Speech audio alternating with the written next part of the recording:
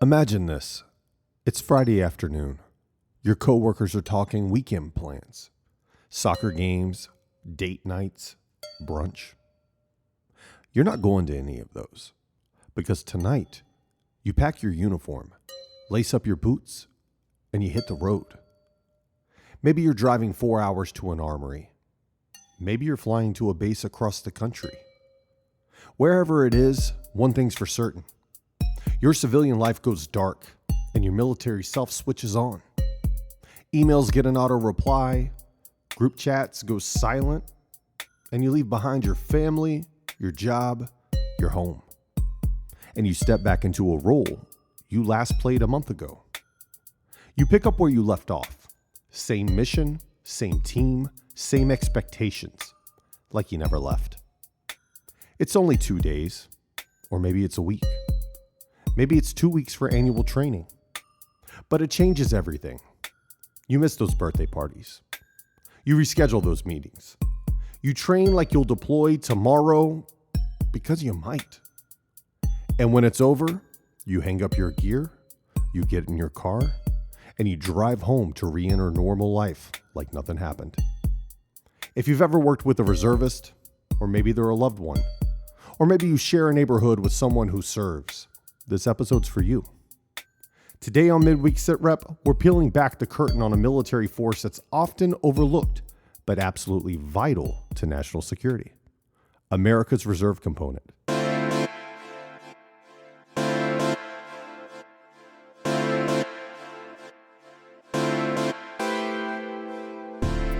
Hey everybody, welcome to Midweek Sitrep, your bi-weekly briefing on national security law and policy. My name is Jerry Fowler, and I'm your host. Every other week, I break down what you need to know and what you might have missed in the world of national security, all in under 20 minutes, so you can stay mission-focused. Before we do a deep dive in the world of the reserve component of the military, let's discuss what we should be monitoring in the world of national security since our last episode. The Treasury Department has launched a CFIUS Fast Track program to expedite foreign investment reviews for trusted partner nations. The goal? Streamline low-risk deals while keeping critical national security protections in place. The Trump administration has rescinded the Biden-era AI diffusion rule, reopening the door for exports of advanced AI chips to strategic partners like Saudi Arabia. Officials say the move will strengthen alliances and promote AI collaboration while still protecting national security. President Trump, during an official visit to Saudi Arabia, announced over $600 billion in new AI and defense agreements. The deals include investments in AI infrastructure and advanced weapon systems, marking a major strategic and economic partnership between the U.S. and Riyadh. Senator Tom Cotton has introduced the Chip Security Act, calling for location tracking mechanisms on AI chips to prevent unauthorized diversion. The proposal reflects growing bipartisan concern over semiconductor leakage and national security. China has moved to tighten controls over exports of strategic minerals, including rare earth elements essential to semiconductors and defense tech. The move could pressure global supply chains and intensify strategic competition with the U.S. in critical minerals. Stay ahead by monitoring how these stories evolve. Now, let's talk about the reserve component.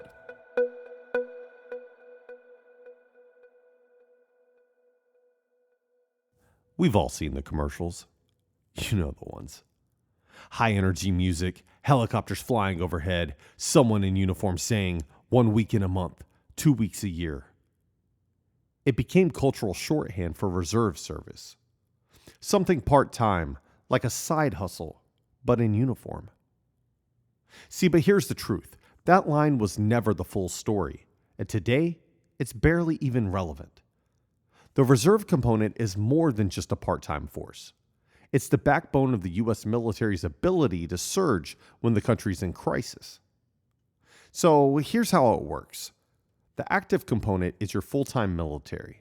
That's your troops on bases, ships, and overseas. The reserve component is made up of two distinct groups, the reserves and the National Guard. Let's talk about the reserves first.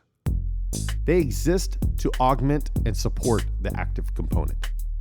They provide trained personnel and specialized units to be mobilized by the federal government for war, contingency operations, or national emergencies. And this is a purely federal mission. There is no state mission here. Now, the National Guard has a dual mission, both state and federal, operating under both the governor for Title 32 missions and the president for Title 10. Now, each of the 54 National Guards, which is one for each U.S. state, territory, and the District of Columbia, can be activated by a governor for emergencies like wildfires, floods, and civil unrest. National Guard units can also be federally mobilized to deploy overseas alongside active duty forces during wartime or other national missions. Now, here's where it breaks down between reserves and National Guard. Only the Army and Air Force have National Guard components. That's why you don't see a Navy National Guard. You see an Army National Guard and an Air National Guard. And the National Guard isn't backup. It's America's oldest fighting force, born in 1636 and ready to respond to wildfires, floods, civil unrest, and war. And together, the Guard and Reserve are how we fight sustained conflicts without a draft.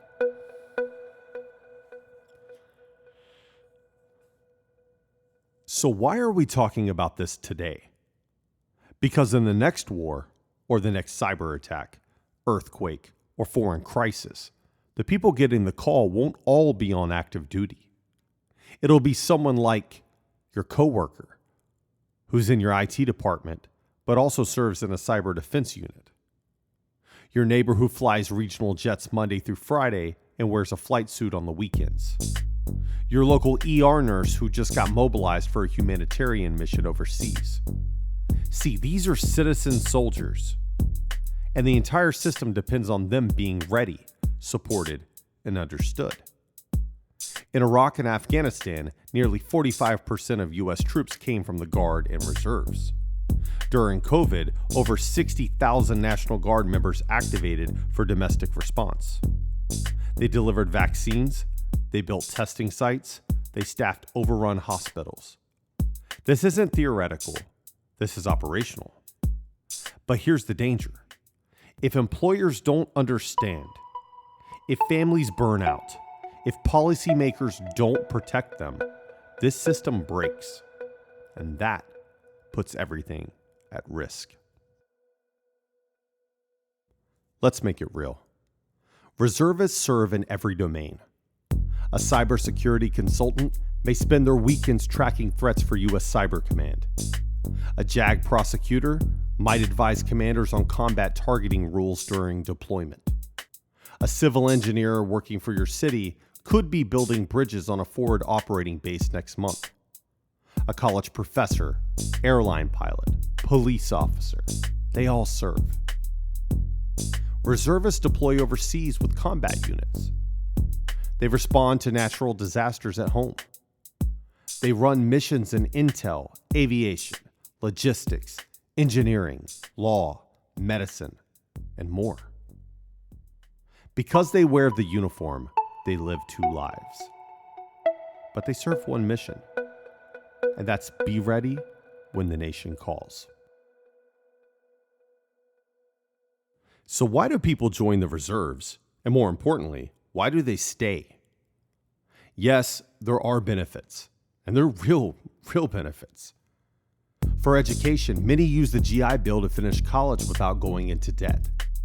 Some get tuition waived through state programs, and others use student loan repayment to finally get out from under that burden.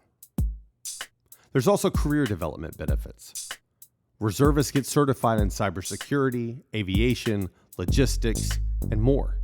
They gain leadership experience in high-pressure environments, experience that translates directly to the civilian workforce.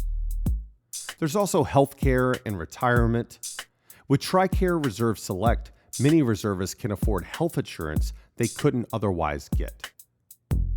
And after 20 qualifying years, even serving part-time, they become eligible for a military pension. But here's the thing.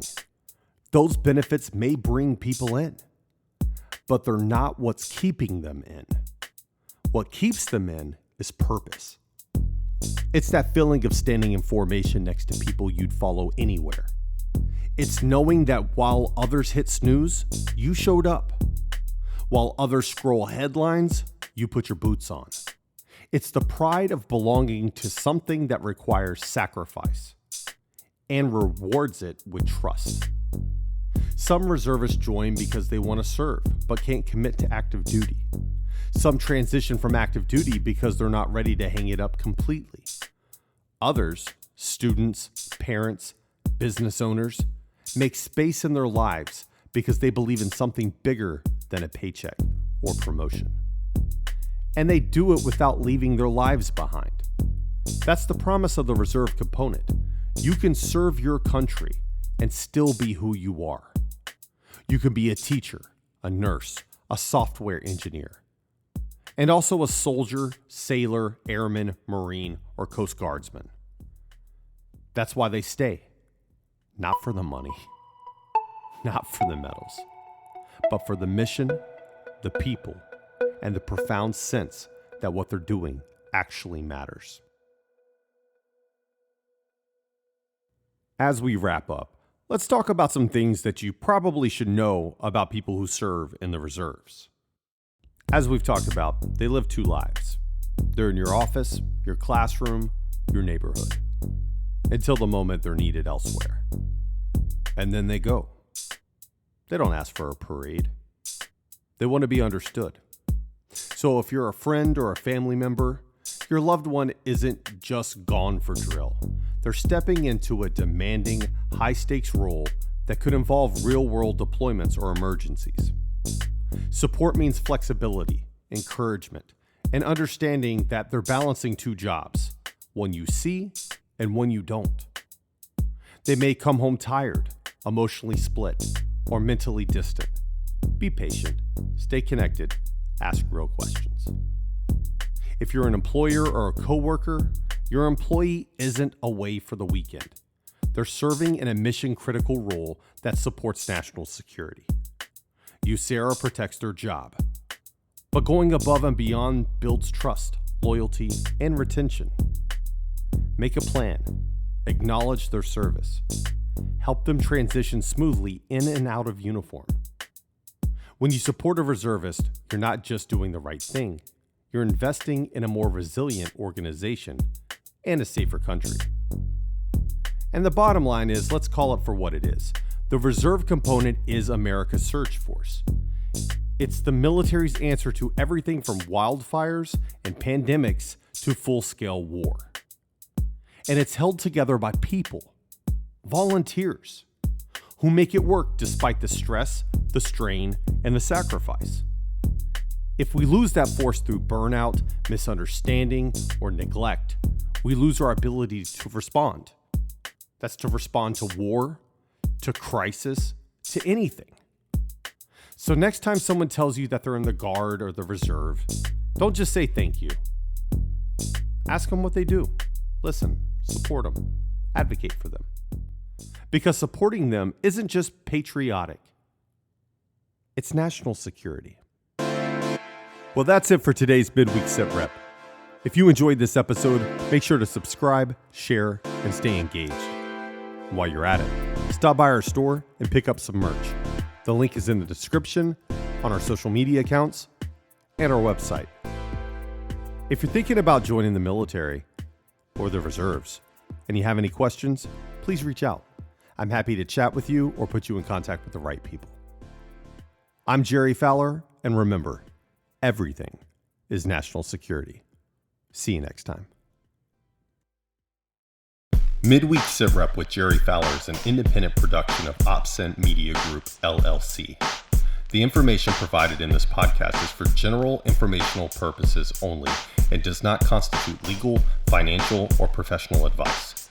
Listeners should consult with a qualified professional before making any decisions based upon the content discussed. The views and opinions expressed in this podcast are solely those of the host, Jerry Fowler, and any guest and do not reflect the official policy, position, or endorsement of any current or former employer, client, government agency, military organization, educational institution, or any other entity for which the host, Jerry Fowler, may be affiliated. Mention of a company, product, or service does not constitute an endorsement or recommendation. Any references are provided for informational purposes only. This podcast does not disclose any classified, proprietary, or confidential information. All discussions are based upon publicly available information and personal expertise. Everything's national security. OpSent Media Group, LLC.